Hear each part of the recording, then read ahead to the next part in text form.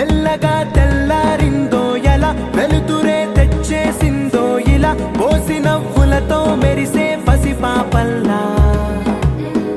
చేదతో బావులలో గలగల చెరువులో బాతుల ఈతల కళ చేదుగా ఉన్న వేపను నమిలే వేళ